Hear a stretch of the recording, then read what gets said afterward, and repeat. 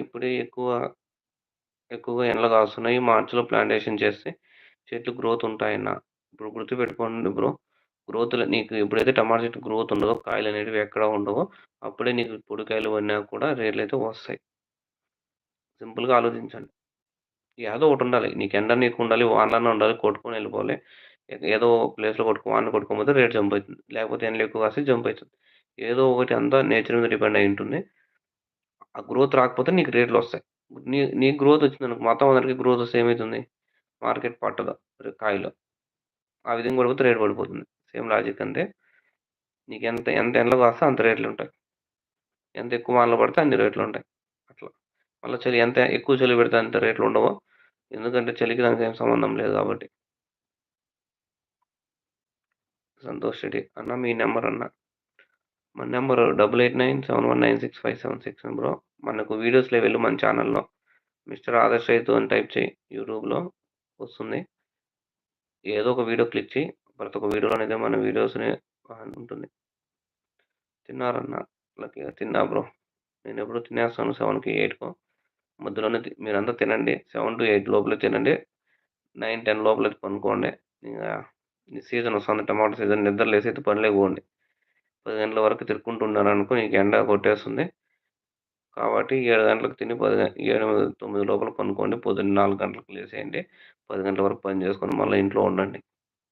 ఎండాకాలము కొంచెం జాగ్రత్తగా అయితే ఉండండి. ఎందుకంటే నువ్వు 5 గంటల నుంచి 10 గంటల వరకు ఎంత పని చేస్తావో, మళ్ళా 9 నుంచి సాయంత్రం 5 గంటల వరకు అదే పని చేస్తావు.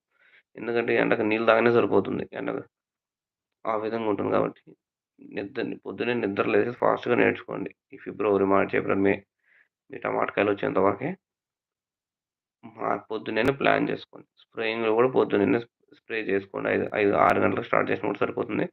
మళ్ళీ ఎండ ఎక్కువ కొట్టిందనుకో మనం స్ప్రే కూడా చేయలేము ముందుకి. అవంతా ఉంటాయి. అది కూడా ఒక వీడియో అయితే చేస్తాను దగ్గరలో చూద్దాం.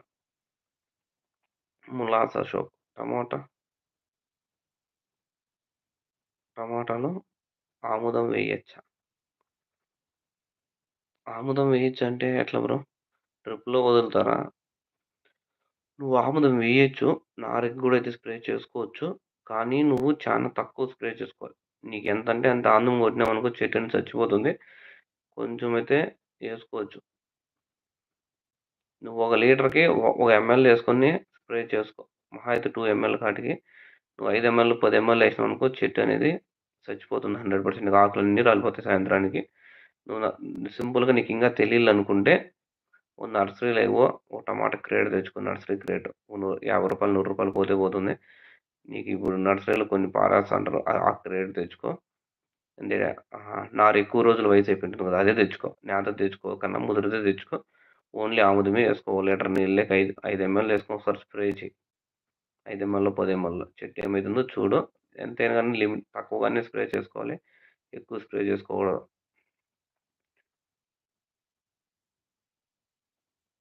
హరికృష్ణ గారు.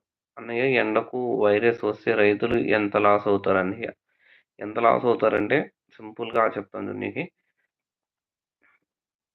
ఫస్ట్ ట్రాక్టర్‌కేసుకో. దున్నిన దానికి ఒక 10 గంటలేసుకో. 10 గంటలు ఎందుకంటే నువ్వు 9 మడకలేస్తావు, 5 మడకలేస్తావు, మళ్ళా రోటరేస్తావు, బెడ్ తోలుతావు అన్నీ జరుగుతాయి.